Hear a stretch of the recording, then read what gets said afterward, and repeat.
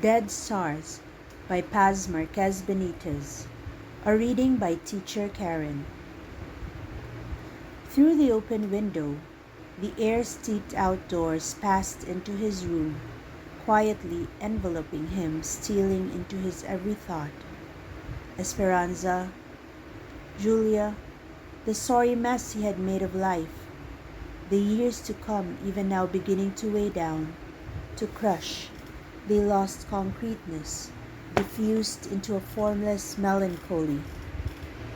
The tranquil murmur of conversation issued from the brick-tiled azotea, where Don Julian and Carmen were busy puttering away among the rose pots. "Papa, and when will the long table be set?" "I don't know yet. Alfredo is not very specific. But I understand Esperanza wants it to be next month." Carmen sighed impatiently. Why is he not a bit more decided, I wonder? He is over 30, is he not? And still a bachelor. Esperanza must be tired waiting. She does not seem to be in much of a hurry either, Don Julian nasally commented, while his rose scissors busily snipped away. How can a woman be in a hurry when the man does not hurry her? Carmen returned, pinching off a worm with a careful, somewhat absent air. "Papa, do you remember how much in love he was?" "In love? With whom?" "With Esperanza, of course. He has not had another love affair that I know of," she said with good-natured contempt. "What I mean is that at the beginning he was enthusiastic. Flowers, serenades, notes, and things like that." Alfredo remembered that period with a wonder not unmixed with shame. That was less than 4 years ago. He could not understand those months of a great hunger that was not of the body, nor yet of the mind. A craving that had seized on him one quiet night when the moon was abroad and under the dappled shadow of the trees in the plaza, man wooed maid. Was he being cheated by life? Love. He seems to have missed it. Or was the love that others told about a mere fabrication of perfervid imagination? An exaggeration of the commonplace, a glorification of insipid monotonies, such as made up his love life?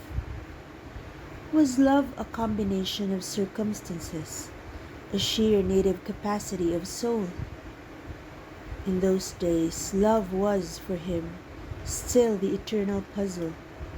For love as he knew it was a stranger to love as he divined it might be. Sitting quietly in his room now, he could almost revive the restlessness of those days, the feeling of tumultuous haste, such as he knew so well in his boyhood when something beautiful was going on somewhere and he was trying to get there in time to see. "Hurry, hurry, or you will miss it," someone had seemed to urge in his ears. So he had avidly seized the shadow of love and deluded himself for a long while in the way of humanity from time immemorial. In the meantime, he became very much engaged to Esperanza. Why would men so mismanage their lives? Greed, he thought, was what ruined so many. Greed, the desire to crowd into a moment all the enjoyment it would hold, to squeeze from the hour all the emotion it will yield.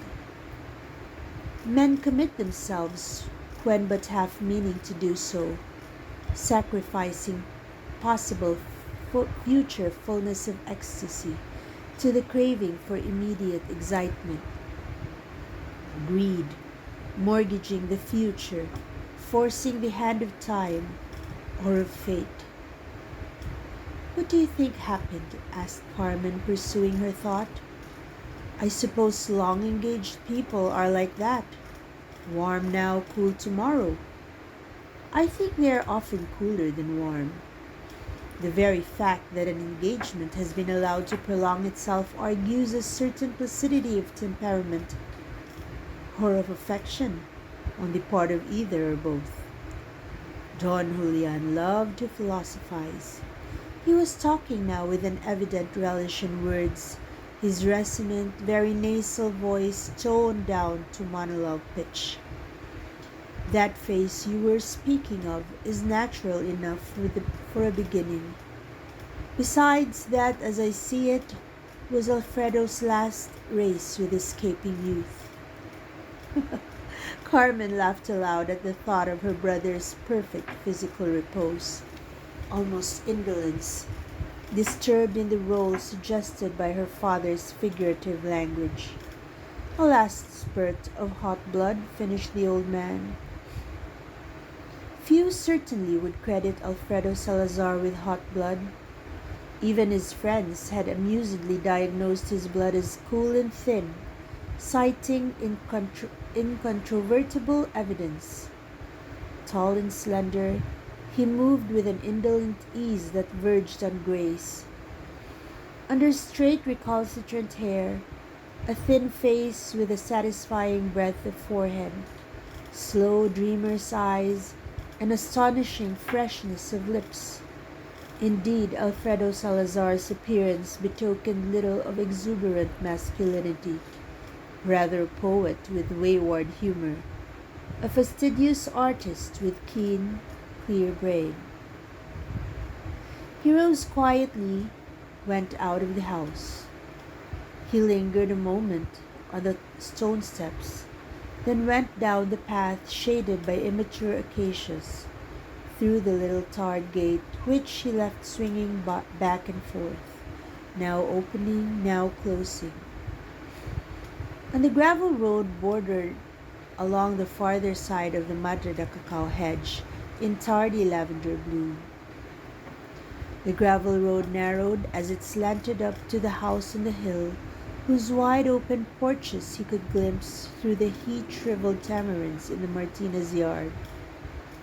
6 weeks ago, that house meant nothing to him, save that it was the Martinez house, rented and occupied by Judge Del Valle and his family. 6 weeks ago, Julia Salas meant nothing to him. He did not even know her name. But now, one evening he had gone neighboring with Don Julian, a rare occurrence since he made it a point to avoid all appearance of currying favor with the judge. This particular evening, however, he had allowed himself to be